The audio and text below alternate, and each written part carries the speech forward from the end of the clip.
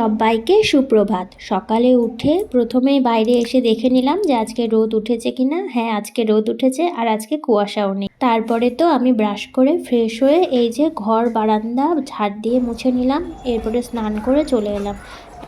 তারপর ঘরে এসে সিরাম আর একটুখানি ক্রিম লাগিয়ে আর সিঁদুর দিয়ে ঠাকুর প্রণাম করে সোজা চলে গেলাম রান্নাঘরে। কাল রাতে খানিকটা আমন্ড ভিজিয়ে রেখেছিলাম। এখানকার অর্ধেক আমি আর হাজব্যান্ড খাই।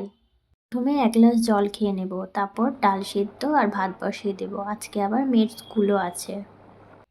আজকে আমাদের সকালের জলখাবার, কালকে রাতে একটু পায়েস বানিয়েছিলাম আর চালের গুঁড়োর রুটি। মেয়েকে স্কুলে দিয়ে লেগে পড়লাম রান্নাঘরের কাজবাজে। ডালটা তো সেদ্ধ করে রেখেছিলাম, এখন ডালটা সোমবারা করে নেব।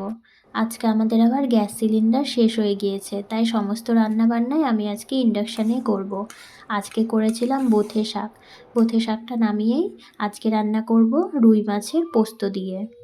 রুই পোস্ত করবার জন্য আমি এখানে পেটির মাছগুলো নিয়েছি আর মাছগুলো আমি খুব ভালো করে লবণ হলুদ তাকে মাখিয়ে নিয়েছি। তারপরে কড়াইয়ে তেল দিয়ে তেলটা খুব ভালো করে গরম করে আমি মাছগুলো একটু লালচে করে ভেজে নেব।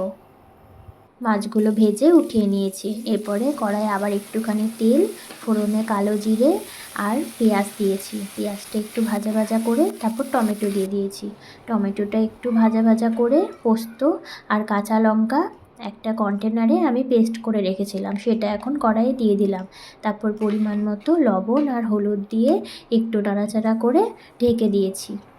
তো রান্নাটা আমি পোস্ত দিয়ে করব, সেই জন্য মশলা কষানোর কোনো প্রয়োজন নেই।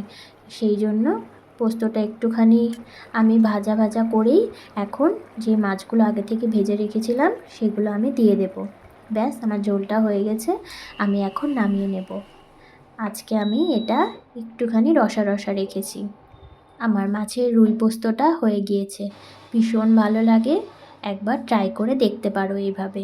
এরপরে ভাতও বসিয়ে দিলাম আর ভাতও আমার হয়ে গেল।